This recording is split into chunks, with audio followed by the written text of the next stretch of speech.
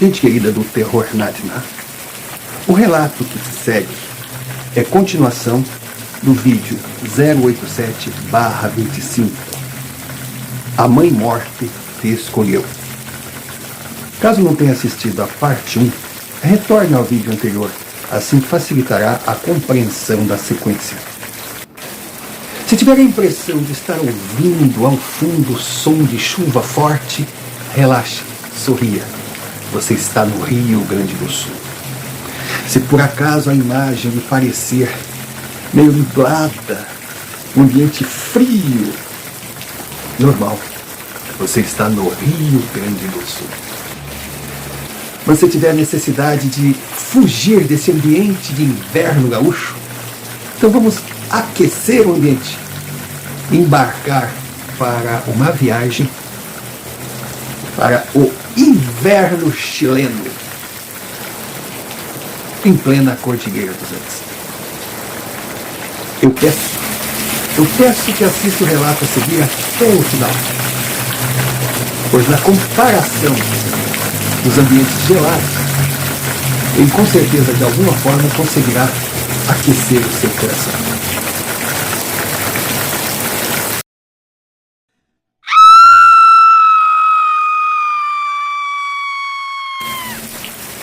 Assistimos no vídeo anterior Gabriel, um jovem bem-sucedido, resolveu tirar um ano sabático. Em companhia da sua namorada Karina, saíram em viagem de moto pela América do Sul. Iriam passar pelo Uruguai, Argentina, chegando lá no Ushuaia, depois subindo pelo Chile, sendo o principal objetivo conhecer Santiago, a capital chilena. Chegando em Santiago, se hospedaram no rosto, onde conheceram outros mochileiros. Casal de japoneses, Norio e Suzue. 3 italianos, Luigi, sua namorada Giovanna e o irmão de Giovanna, Henrique. E principalmente uma belga lindíssima, Monique. Começava ali uma grande amizade. Dias inesquecíveis de grande aprendizado. Momentos marcantes. A melhor fase da vida de jovens na plenitude, realizando todos os seus sonhos. Era perfeito, mas a vida pronta. E no meio do caminho existem reviravoltas. E uma que marcaria suas vidas para sempre estava prestes a acontecer.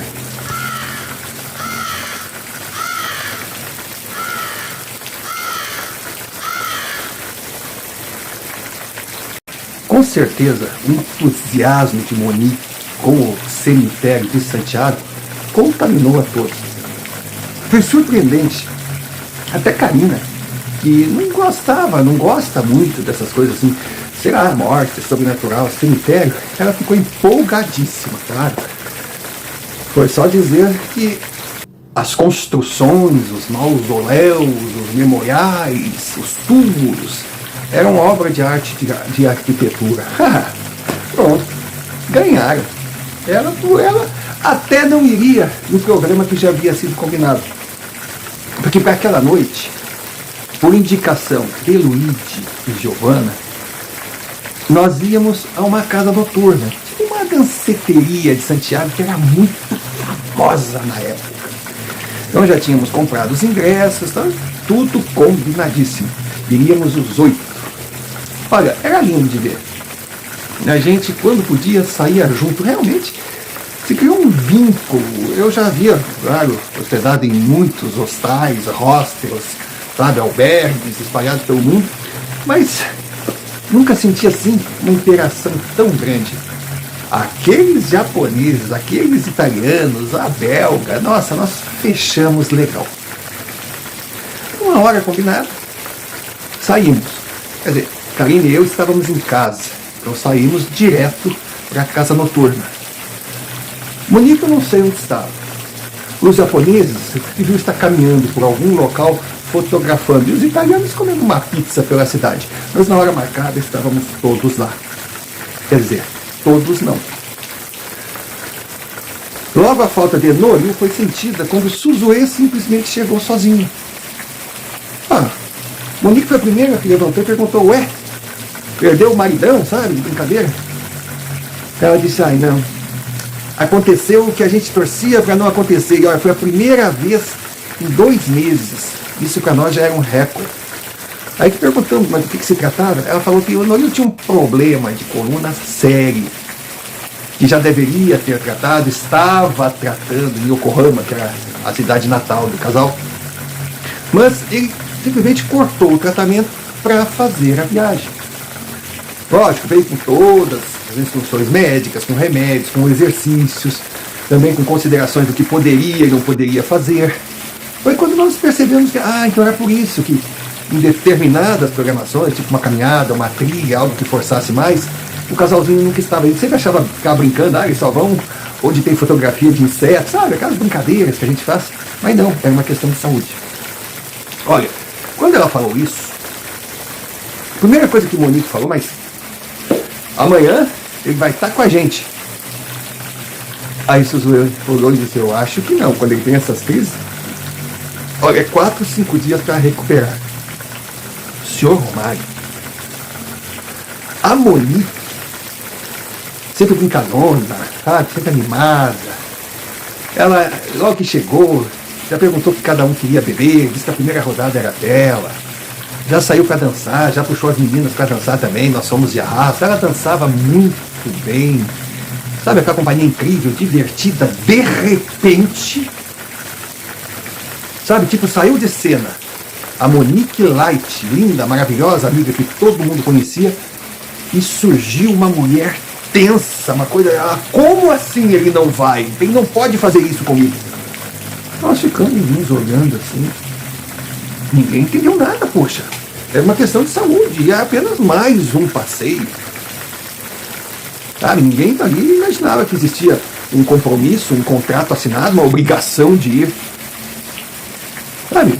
O Henrico até tentou ponderar, levou um coice no idioma atravessado, no caminho, sabe? Mas é italiano, né? Italiano não joga a conversa fora. Ainda deram graças a Deus que a Giovana não estava perto, que não viu que se estivesse perto a coisa ia roscar. Impressionante. Não dava para entender. Olha, nós já estávamos ali com eles há 18 dias de convivência. E eu sou sincero, quando Karina e eu chegamos a Santiago, a gente tinha curiosidade de conhecer a cidade, em detalhes, mas não planejávamos ficar tanto tempo. Mas a convivência foi tão legal que a gente foi esticando, e nunca teve um senão. Aí, de repente, Monique dá aquele escândalo, mas foi um escândalo, uma transformação, uma mudança de personalidade. Karina até me disse, será que ela tomou alguma coisa? Será que ela usa droga, a gente não sabe? Ou será que ela é de má bebida? A gente não entendia. Bom, o clima ficou pesado, eu por mim até já ia embora. Pela forma que ela destratou, principalmente o Suzuê, doce de japim. Mas ela saiu. Ela saiu, foi para um canto, foi dançando, mas daí naquela dança que ela praticava, não era mais a sensualidade, o se divertir, não. Olha, ela parecia simplesmente uma sniper a caçar. Claro que eu chamei de sniper para não ser desagradável, né? E não era por causa desse deslize que eu perderia a consideração e até o respeito por ela, mas ela parecia uma predadora, sabe aquela predadora vulgar que vai para os lugares para pegar tudo e todos? Meu Deus, ela ia, sabe, passava um cara, ela encarava, se insinuava, ele podia estar acompanhado, podia ser, enfim, ela estava ali tipo oferecida. Até que de repente chegou um rapaz que não era desconhecido para nós. Era o Kane. Ele chamava ele de Kane. Ele era panamenho. E nós o conhecemos num dos passeios que fizemos. Ele era um cara muito gente boa, ele era brincalhão, mais ou menos da nossa idade, mas bem longe do nosso poder aquisitivo. O cara tinha muito. Mas sempre esteve ali com a gente, ele estava viajando em companhia de outros amigos, uns estavam a trabalho e ele aproveitou, como não conhecia a América do Sul, veio para alguma atividade profissional, mas, sabe, nas horas extras passeava, era um cara bom. E ele chegou ali e cumprimentou a gente. De repente, a predadora veio, buscou o cara no meio do salão. Senhor Mário, Olha, eu não fiquei cronometrando, claro. Também não tem nada a ver com a vida de um e de outro. Mas não passou muito tempo. Ela não estava dançando ou beijando o rapaz. Ela estava quase fazendo sexo explícito com ele. Lógico, ele adorou. Ela era uma mulher maravilhosa que, quando se conheceram, como qualquer outro homem sozinho ali, teve a intenção de, mas ela nunca deu abertura, aí só virou só uma convivência. Mas a coisa estava de um jeito. Olha, seu Romário, eu não sou assim, puritano, não sou de me meter na vida dos outros, acho que cada um faz o que tem que fazer e bem entender. Mas tem coisas que é demais. E eu percebia na fisionomia de Karina, Giovana e principalmente Suzuê, além assim de uma surpresa, de não estar entendendo o que estava acontecendo, aquilo ali era o efeito coluna do Noril, não era possível. Também ela estava assim meio que enojada, sabe? Era uma situação, era vulgar. Claro, nós nos olhávamos, nós não queríamos comentar a respeito, pois afinal estávamos convivendo há quanto tempo, ela tinha sido muito legal com a gente, conseguiu vários passeios, ela estava sempre à frente. Quando a gente estava meio enjoado, meio cansado, ela ia, não, vamos ficar em casa, não, olha, aqui tem um lugar legal, vamos conhecer, vamos fazer. Porque ela conhecia a cidade, ela estava mais tempo que nós. E ele se apegou a nós. Ele não queria, assim, tipo, virar o coxo. Mas era. A coisa que era para ser um programa, assim, de muita música, muita dança, se tornou um ambiente sem graça. Foi quando Giovana não se aguentou e disse para Luigi, vamos embora, Luigi. E vamos, né? Tá meio estranho isso aqui, amanhã a gente tem coisa para fazer, vamos. Aí até ele disse, olha, se quiser ficar, porque o cara era mais novo, solteiro, até ele. Disse, não. Vamos embora, eu acho que isso aqui já deu o que tinha que dar. Saíram, claro, Suzuê foi com ele. E eu fui pagar a conta. Karina foi ao banheiro. Quando voltamos, nós vimos Monique e o Panamê saírem de beijos e abraços e entrarem no carro dele, um carrão, olha, não sei se era alugado ou se era da empresa, enfim, mas o cara mostrava que tinha bala na agulha. E quando entraram naquele carro, ainda no estacionamento, mas olha, eu acho que as preliminares eles fizeram ali, era uma coisa, sabe, não dava para entender. Aí nós estávamos em 6, teríamos que chamar 2 táxis, mas também não era muito distante de onde se localizava o nosso hotel. Então, o que vocês querem? Vamos caminhando ou vamos de ônibus? Vamos de ônibus, é melhor. Vamos de ônibus. Mas sabe naquele ônibus assim? Estava um ônibus vazio, não tinha muita gente, não. Então nós sentados ali, mas nós não conversávamos. Foi incrível, eu ficava pensando, qual foi a última vez que nós em grupo assim, ficamos 1 minuto sem conversar, principalmente os meninos, né, que falam pelos cotovelos. Será que era a falta de todo aquele agito, ou agito de Monique? Ou se realmente aquela situação meio que diferente, inusitada, chocou a todos? Não dava para saber. Não tinha como saber. Aí chegamos no hostel, lógico, fomos direto ver como é que estava o Noril. Ele estava na sala social ali, onde tem televisão, então ele estava deitado, meio que esticado. Mas já era tarde, nós perguntamos, mas tu não vai dormir? Ele, eu tô com uma dor estranha e coisa. Aí ficamos conversando um pouco com ele, não comentamos nada a respeito. Então, demos boa noite, saímos. Ele ficou com a Suzuê ali, os italianos já tinham se recolhido. No outro dia acordamos, como de costume fomos tomar café. Ali a gente se reunia e vimos Monique chegar de carro, cabelo molhado, nos maiores agarros, com um Panamê. Cara, ela entrou assim, ninguém tocou nada. Pensamos que ela ia chegar e ia ali no dormitório, depois já ia lá tomar café com a gente. Nada. Ela simplesmente entrou e nós não vimos mais nada. Só que Giovana levantou porque queria pegar uma... o que ela tinha esquecido, né? E voltou no alojamento. Aí ela chegou no café assim, pálida. Ela disse, mas daí também já é exagero, né? Aí nós perguntamos, o quê? Ela tá com o cara lá. Mas como assim tá com o cara?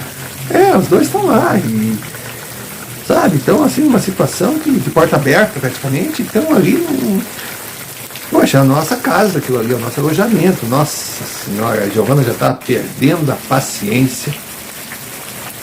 Mas, gente, calmar, vamos fazer o seguinte. Vamos ver o que a gente faz. A gente tem até um programa que combinamos com ela. Aí o Suzê já falou, eu não sei se eu quero ir. Eu disse, não. Vamos acalmar. Vamos deixar... Cada um tem o que fazer hoje pela manhã, já tem sua programação. Depois do almoço, a gente vê o que acontece. Tá. Saímos, fizemos o que tínhamos que fazer, coisa, retornamos. E na volta, durante o almoço, Monique chegou, mas já era assim. Aquela Monique que a gente tinha conhecido, sabe? Há tantos anos atrás, naquele intervalo incrível de poucas horas que fez ela mudar totalmente.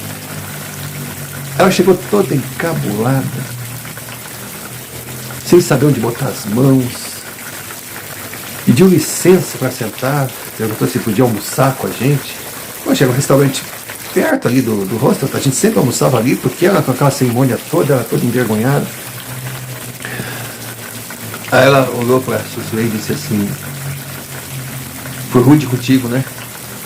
Pisei na bola contigo, e com vocês também, né? Eu fui bem desagradável, né? Fui bem leviana, né? Mas eu não sou assim, desculpa, eu não sou assim. Aí ela falou que a gente desconfiava que eu não sou acostumada a beber. Nossa! A bebida de repente subiu para minha cabeça, não sei. Não, mas é que eu não lembro de nada que eu fiz. Eu gostaria de não lembrar, eu estou envergonhada. Mas olha, foi terrível. Ela disse, ainda bem que o Panamém é um cara legal, não abusou de mim, não aconteceu nada. Eu olhei para a Karina, nós vimos no carro ali e também testemunhamos o estado que ela estava com o sujeito lá na nossa cama, lá no nosso beliche, no nosso alojamento. Bom, claramente ela estava mentindo, mas se desculpou, ainda falou, olha, vocês agora vão ser meus fiscais, se vocês me virem pegar qualquer bebida, não deixe, não... eu me arrependo depois, pá, sabe? Sabe aquela conversa que desce arranhando? Mas a gente resolveu aceitar. Aí foi quando ela perguntou, espero que o que nós combinamos esteja de pé, né? Não mudou nada, né? Nós vamos fazer o que combinamos. Aí nós olhamos um pro outro. Foi o Luigi primeiro a fazer, bem, eu acho que não muda nada. O Zuê concordou. Bom. Então na hora marcada nós saímos para o tal passeio. Fomos até a região do cemitério de Santiago. E no entorno, assim, algumas avenidas largas. Santiago é muito bonita, muito bonita. E na calçada que levava para o cemitério, tinham quiosques. Mas não eram quiosques de flores, não eram quiosques de lembranças de Santiago, não. Eram quiosques de jogo de tarô. Você não entendeu errado, não. Sabe? Uma sequência assim. Foi quando nós começamos a conversar, nossa, olha, quanta gente do tarô. Aí bateu uma curiosidade, né? Todo mundo tem essa coisa, ainda mais já dentro do espírito, cemitério e coisa. Quem vai, quem não vai, eu não queria. Eu não iria.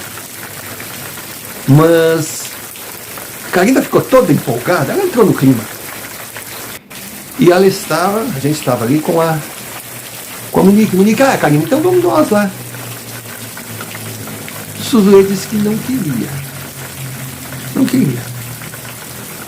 Os italianos, nós vamos pensar, vamos lá, se for legal, se não for, se ultrapassa, senão, a gente até vai, é interessante, é uma coisa nova. Quando de repente o Henrico me cutucou. Quando ele me cutucou, quem eu vejo chegando com a maior cara de felicidade, de turma, de bons amigos? O Panamá. Nossa. Quando o Munique o viu, sem nenhuma cerimônia, foi em direção a ele, deu-lhe um beijo, disse, ai, que bom que você veio, coisa.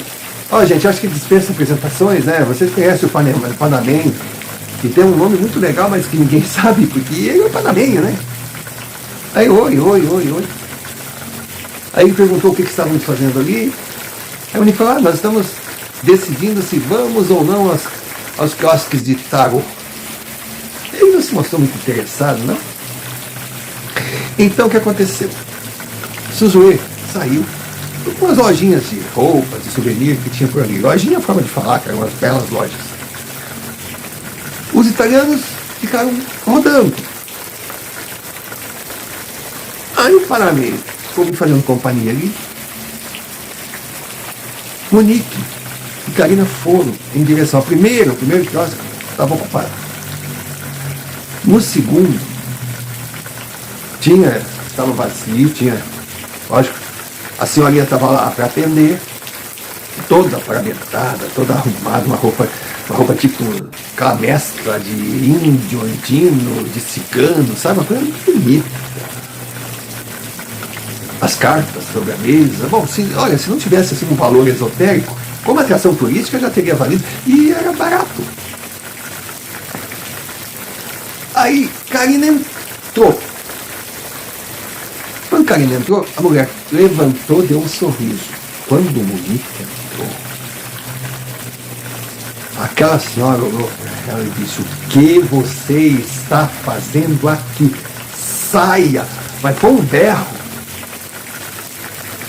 E nós ali fora, o Panamê e eu ficamos assim, meio sem saber o que fazer. Tinha outras pessoas passando por ali, mas foi uma coisa assim que chamou a atenção. Karina, do jeitinho dela, pulou. E aí nós olhávamos de fora, nós víamos Munique de frente para a mulher, de costas para nós, de costas para a rua. A mulher, sabe, de frente com ela, assim, e a mulher falava, a voz da mulher engrossou de um jeito. Foi uma transformação meio que fantasmagórica, uma coisa esquisita. Eu digo, nossa, o que é isso, meu Deus do céu? A Karina ficou assustada. O Panamenho simplesmente disse, eu vou tirar a Munique dali, essa mulher é louca. E entrou e puxou o Munique assim. Puxou para fora. Aí quando o Munique saiu dali, já saiu mais esbravejando, essa velha louca. Essa velha é doida, essa velha... Eu pensei que ela ia me agredir. Essa trapaceira, não sei o quê. E eu olhando ali para aquilo tudo, honestamente, eu em determinadas situações, eu sou um cara assim que tem aquele insight, aquela reação. Aí tem outras que eu fico assim, Eu estava meio baratinado. Aí eu já percebi também que vinham os italianos, cada um de um lado que eu vi, e até um policial estava vindo. Foi uma coisa meio doida. E pessoas que estavam nas outras barraquinhas também saíram para ver o que estava acontecendo. Nisso, senhor, eu olho do meu lado, tá aquela mulher. Ixi. Eu pensei, será que ela vai querer me comer de sobremesa? Meu Deus do céu. Ela olhou para mim. Ela tinha uma espécie de pulseira. Ela pegou meu braço, eu disse, não senhora, eu não quero comprar. Não estou lhe devendo, não estou lhe vendendo nada, meu filho. E colocou, quando ela colocou aquilo, sabe quando a gente sente um calor? Eu olhei para ela, e nos olhos dela tinha assim, não sei, um algo diferente. Um algo que eu não conseguia entender, mas eu achava que eu podia confiar, eu não sabia o que era aquilo. Ela simplesmente disse, se alguém pode fazer alguma coisa, esse alguém será você. Faça bom uso, proteja os seus. Senhor Romário, antes que eu dissesse qualquer coisa, a mulher deu meia volta, entrou no quiosque. Aí chegou todo mundo perguntando o que tinha sido, o que não tinha sido, aquela confusão. Aí veio o policial, o que houve, moça? Aí um cidadão da loja ali falou: ah, teve aí uma confusão entre ela e a dona Jimenez, ela disse. Aí o policial viu a dona Jimenez. A impressão que deu ali que aquela senhora era conhecida, ou devia ser, ela trabalhava ali, né? Todos trabalhavam ali. Estranhos éramos nós, até o guarda trabalhava ali. Aí o guarda chegou pra mim assim: a confusão foi com o senhor quer fazer uma coisa? Eu disse: não, tem uma confusão ali com a minha colega. Ela foi conversar, o guarda foi conversar com o Monique, que estava mais afastado um pouco, chorando, com o panamenho tentando consolar. Aí no final, acabou dando tudo certo, o panamenho disse que não, deixa pra lá, deixa essa coitada, ela precisa trabalhar, vai ver que não tá no dia dela. Tudo muito estranho. Karina chegou para mim e disse: ai, que coisa esquisita, né? Parece que o nosso passeio virou do avesso. Acho que a gente deveria ter ido embora quando combinamos. Eu já estava achando que realmente nós cometemos um grande pecado, que dizem, né? Se você for num lugar e gostar, ter aquela saudade, aquela memória afetiva, daquela perfeição que vai levar para o resto da vida, não voltem, que pode decepcionar. E se você estiver num lugar, está chegando a hora de ir embora, mesmo que tenha aquele gosto de quero mais, vai embora para não estragar, sabe? A gente tinha essas coisas, e a gente tem muitas dessas teorias. Diz: pô, se a gente tivesse ido embora dias antes, teria uma imagem maravilhosa, uma lembrança espetacular lá do hostel, principalmente daquela turma, e olha, destacando Monique, mas parecia que... Mas tudo bem. Tudo bem, o Nick ficou com o planamento mais à frente, os grupos foram se dissipando, e nós mais atrás nos reunimos, e agora? Aí foi para o João e falou: e agora? Vamos fazer nosso passeio, vamos conhecer o local que diz que é muito bonito, e depois a gente vê o que faz, porque realmente a coisa não está legal. E assim foi feito.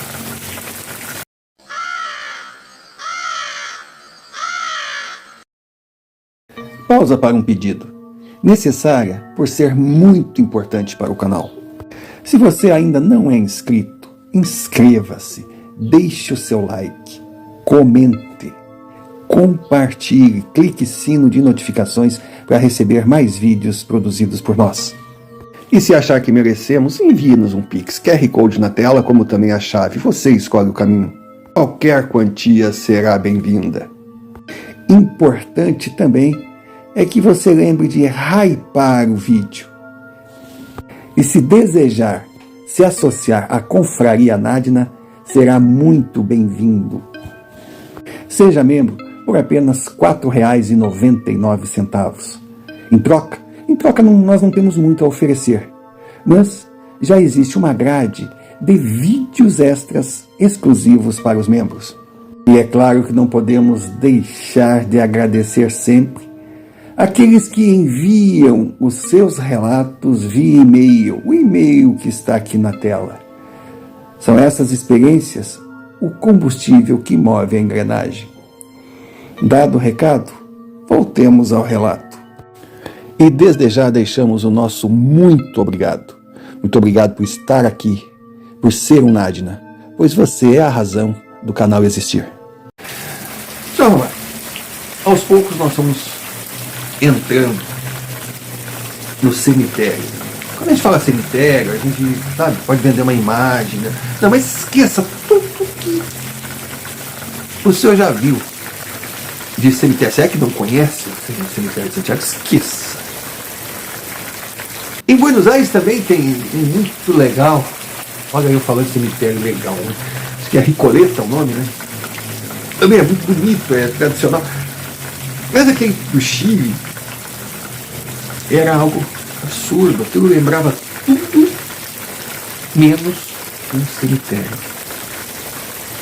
Aquilo ali era a verdadeira cidade dos mortos. Cidade de los mortos, cidade de los nada. Mas se bem que a gente não podia chamar de cidade dos mortos, que esse nome era de uma vila que nós também fomos conhecer, que eu já comentei no vídeo anterior. Mas aquilo era fascinante. Meu Deus do céu. Lindo demais. A gente entrou pelo bairro, vamos chamar assim, pelo bairro rico. Cada túmulo ali era uma construção. Mas era um luxo, era um requinte. Tinham alguns que tudo veio importado da Europa. Desde a pedra, do mármore, do ferro. Alguns eram a forma de castelo, outros de igreja. Sabe? Formas variadas, né? É incrível. Tinha umas que lembravam atrações turísticas de países. Era algo espetacular. Karina parecia uma criança no meio daquelas construções. Era uma viagem. As ruas eram largas, tudo muito bem cuidado, tudo limpinho. Porque dizem que lá no cemitério tem os passeios guiados, que aí eles contam a história, sabe, de cada túmulo. Mas ele queria isso, ele só queria ter que conhecer o ambiente, sabe? Porque era tão famoso. E nós fomos surpreendidos de tal forma que, de repente, assim, tudo o que tinha acontecido de confusão, se dissipou. Pai, como valeu a pena a gente estar ali. Não tinha nada de mórbido, de fundo, não. E ainda era um final de tarde frio, mas não é aquele frio rigoroso, mas meio, sabe, de repente começou a cair uma neblina, sabe, estilo Londres, sabe essa coisa assim, aquela coisa lúdica. E nós fomos caminhando. Olha, se quiser visitar aquela cidade, ia levar o dia inteiro, então, mas nós fomos indo assim. E a gente ficava, a gente que eu tive, nós estávamos distribuídos assim. A Suzue dispersa, fotografando, olhando uma coisa, afinal, a gente percebia que ela ficava assim meio sem saber o que fazer, sem a companhia dela. Ela não queria ficar conversando, puxando assunto, atrapalhando os outros. E ela sentia falta do Noril, do baixinho dela, né? O que para nós ali era perfeitamente compreensível, porque nós todos ali éramos viajantes e viajávamos, ou seja, eu viajava em casal, os italianos eram em trio, mas a gente pega uma cumplicidade tão grande com os parceiros de viagem que eles passam a fazer parte da gente. Bom, Karina ali era a minha metade, se eu ficasse sem Karina eu era uma criança perdida. E eu estava empolgado, olha, tinha visto muita coisa bonita no Chile, mas aquele local ali me encantava. Então estavam Munique, Paramento à frente, os italianos vinham depois,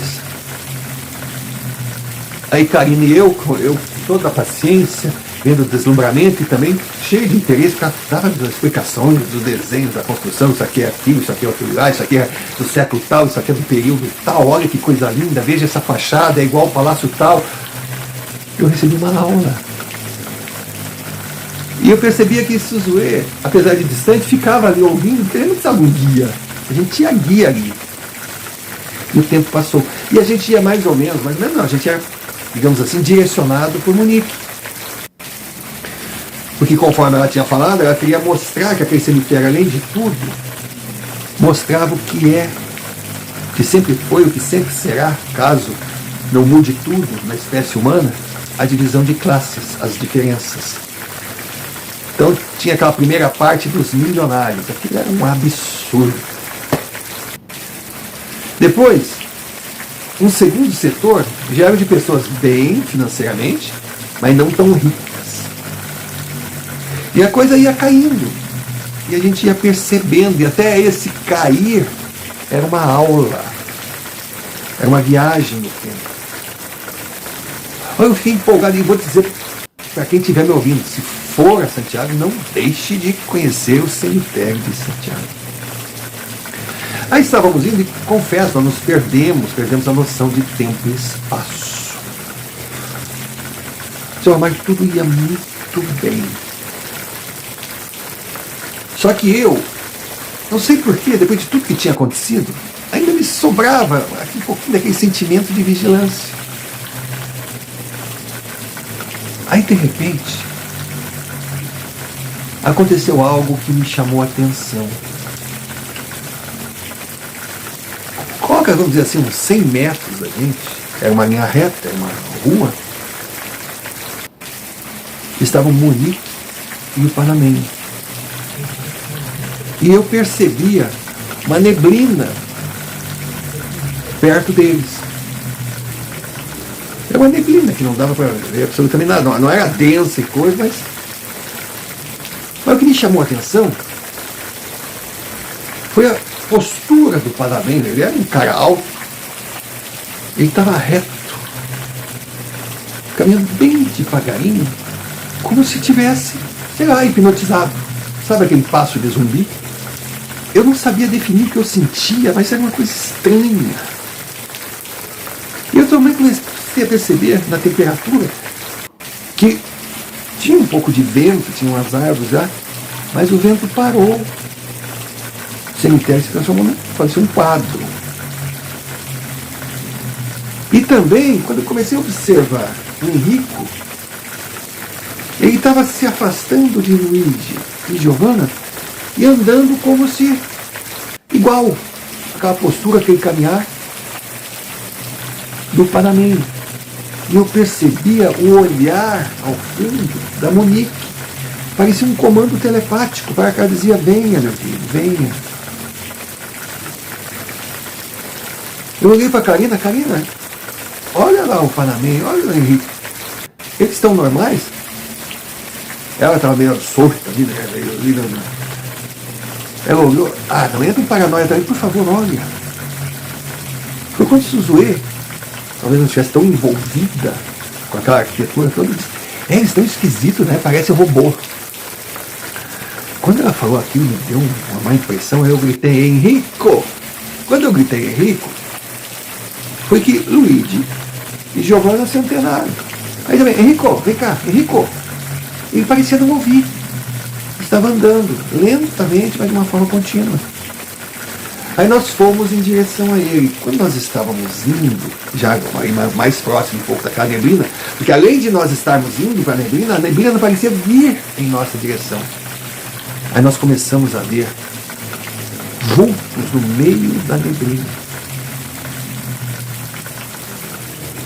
Foi quando percebemos que o Panamenho e a própria Monique já estavam cobertos, já faziam parte daquele. Porque daí eu cheguei, peguei o Henrique, puxei. Quando eu puxei, ele me olhava assim, não queria. Aí Giovanna perguntou: o que está acontecendo? Eu digo: não sei, mas tá. De repente sai aquela figura. Era uma criatura. Eu não sei se aquilo era um ser humano, eu não sei o que era. Sei que era no meio da neblina. A visibilidade era ruim, que a noite já estava caindo e só tinha a luz dos postes. Era magro, alto, acompanhado de outros seres. Ele era meio acinzentado, era um cinza, mas era um cinza de uma tonalidade maior do que o cinza da neblina. É uma coisa difícil de explicar, eu estava meio... Quando de repente ele olhou para a Monique: você os trouxe até nós. Ela olhou em nossa direção, mas não para nós, através de nós. Foi quando de repente nós ouvimos uma coisa assim,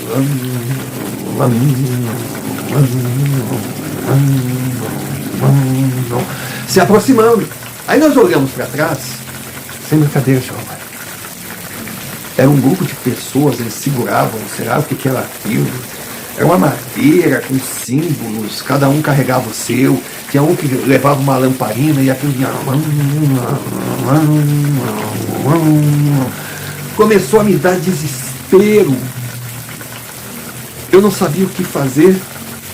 Bom, nenhum de nós sabia. Só que quando eu prestei atenção na figura toda com capa e coisa que estava à frente daquele grupo, eu percebi: senhor Omar, era a senhorinha do quiosque de tarô. E o mais engraçado é que eu não conseguia definir o rosto dela, mas os olhos não tinha como errar.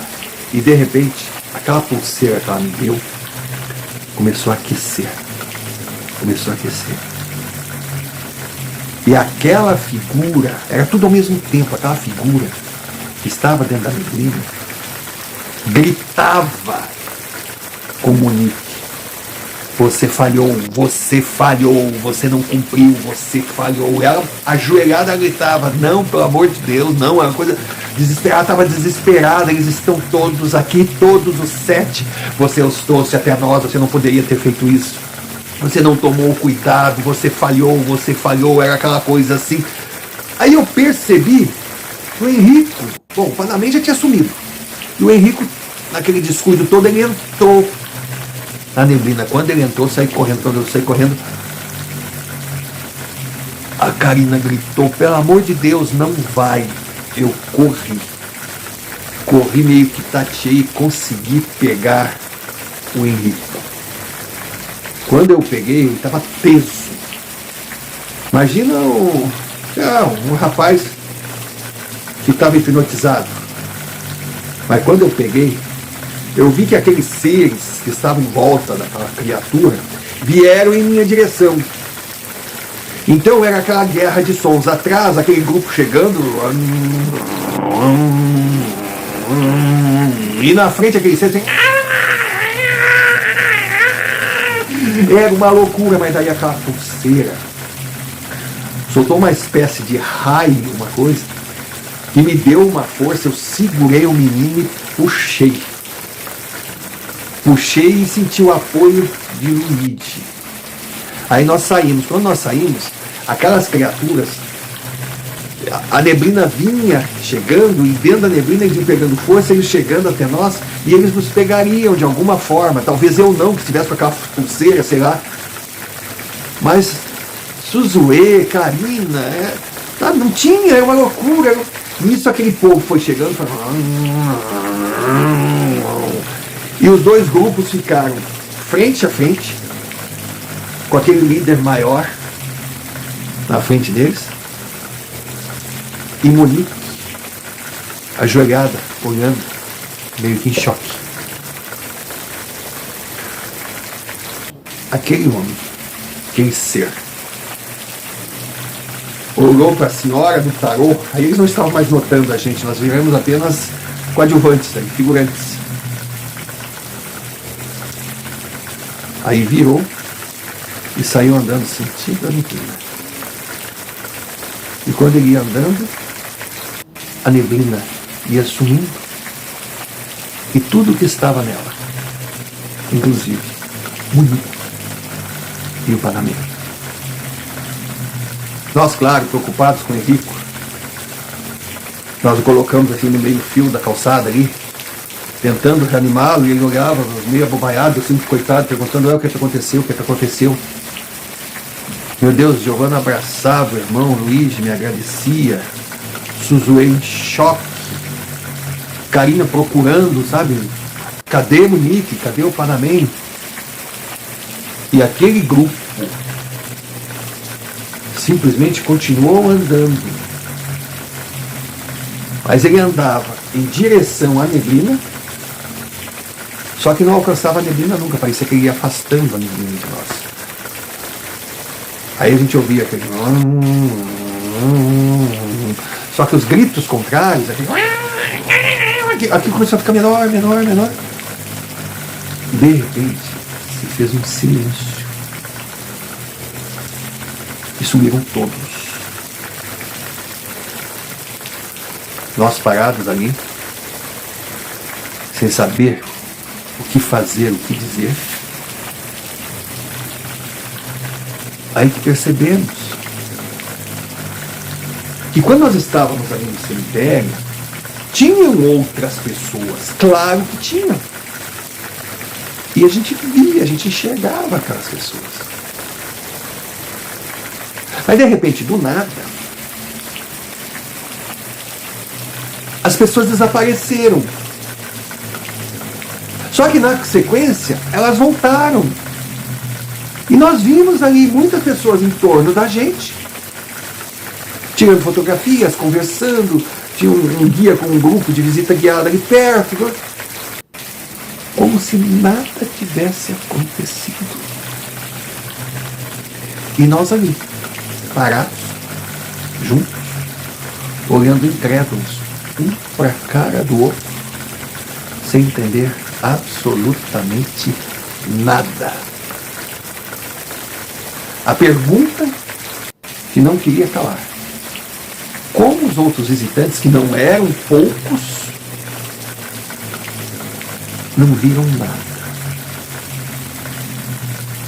Não tinha lógica. É claro que ele não podia pensar que imaginamos aquilo tudo. Não. Mas o que tinha acontecido? Restou apenas voltar para casa. Voltamos. Todos nós entramos no quarto. Noril perguntou o que tinha acontecido. Aí a gente não sabia. Aí tentamos explicar.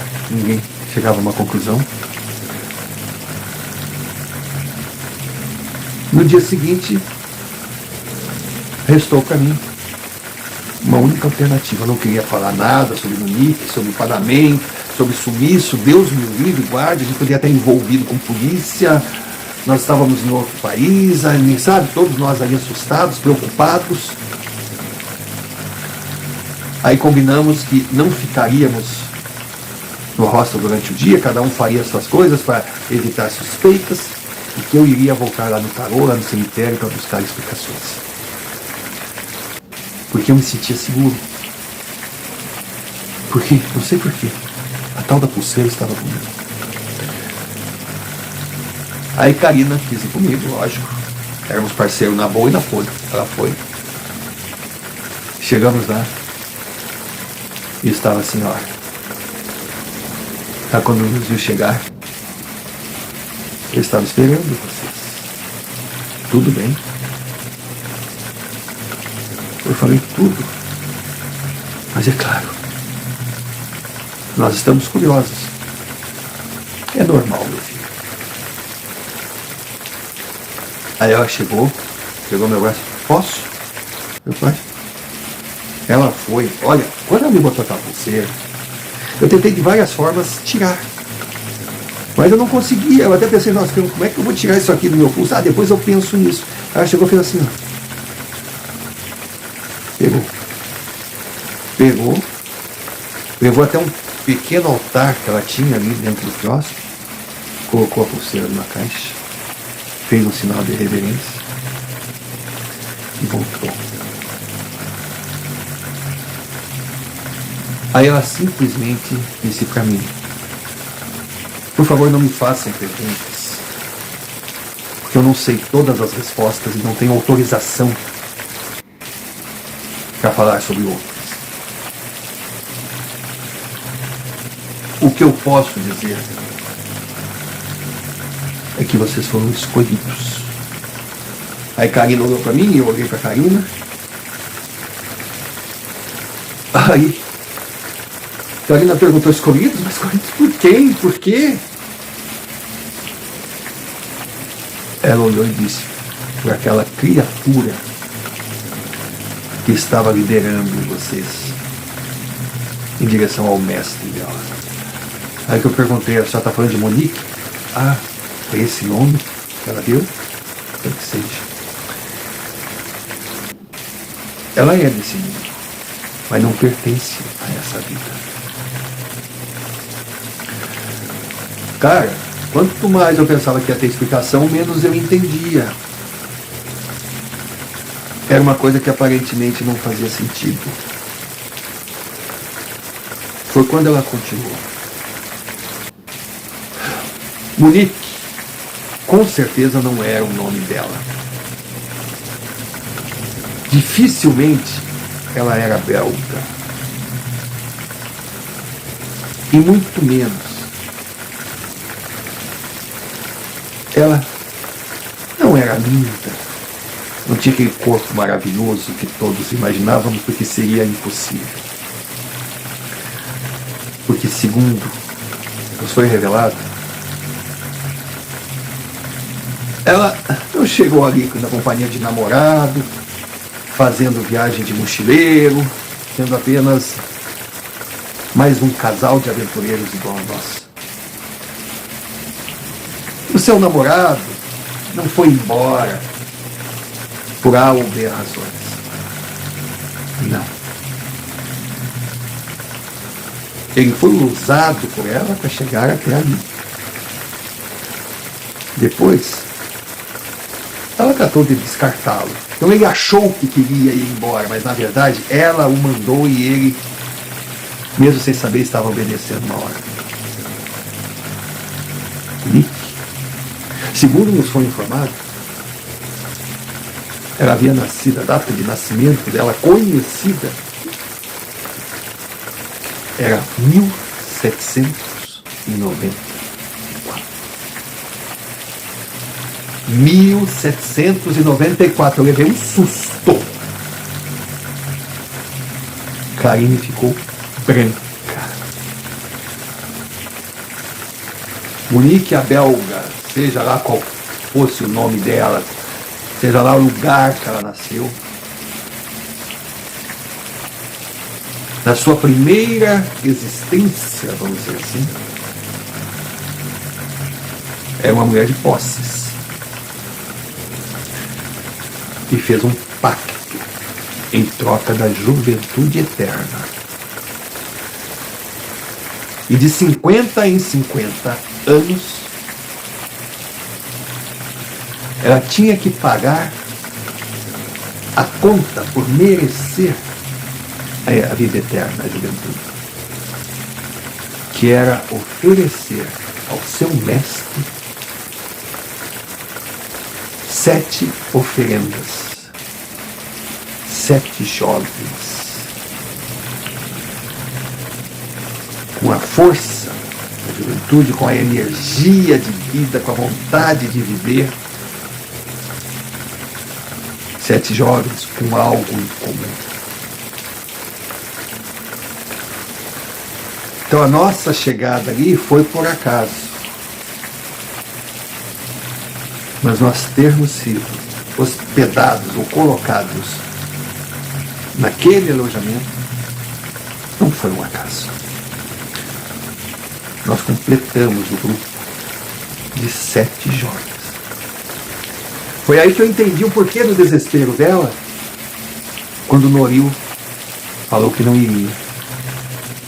E toda aquela pressão que ela viveu para encontrar um substituto, ou seja, um jovem que tivesse características em comum com a gente. Infelizmente, o Panameno estava na hora errada e no lugar errado. Ele foi o substituto. Claro que eu pensei em perguntar que mestre é esse, seres eram aqueles, que universo eles pertenciam, mas como ela não falou, e antes de começar a explicar, ela disse que tinha respostas que ela não teria como dar, por desconhecimento ou por não lhe ser permitido, eu aceitei o que ela tinha que me falar. A única questão que não estava clara era como as outras pessoas do cemitério não viram o que aconteceu. Aquela senhora me disse: essas pessoas não tinham o que ver, porque nada aconteceu. Karine olhou, nós somos loucos, nós não imaginamos. Óbvio que vocês não são loucos, vocês não imaginaram. Acontece que o que vocês viveram foi no outro plano. E sem perceber,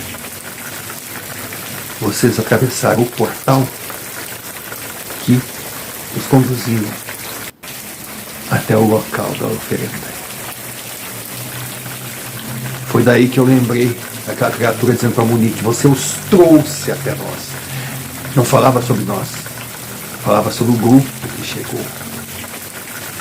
Chegou para nos proteger, para não deixar o ritual se consumar. E eles só conseguiram chegar porque, de alguma forma, uma falha de Monique, o portal ficou aberto e eles também puderam entrar. Confesso que demorei um pouco para concluir o óbvio, mas de repente ficou claro. Eles vieram atrás do sinal do amuleto. O amuleto que eu estava usando no pulso. Foi por isso que aquela mulher fez questão de colocar a pulseira no meu braço.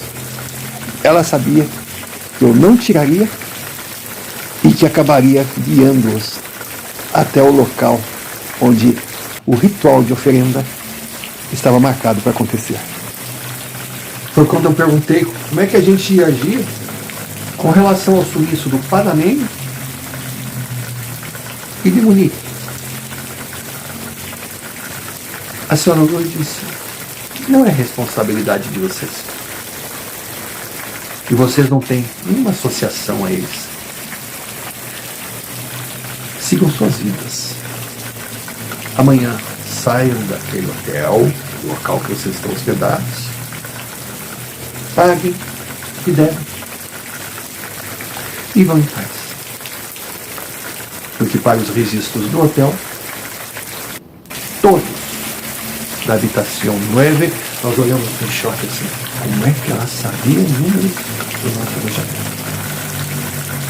Ela repetiu: todos da habitação 9 fizeram o seu check-out, a sua saída, e seguiram suas vidas. O restante talvez seja cobrado por familiares, mas ninguém lembrará de nada. Ninguém terá como informar. Será esquecido. Ou vocês acabarão se transformando em mais uma das tantas lendas que cercam o cemitério de Santiago.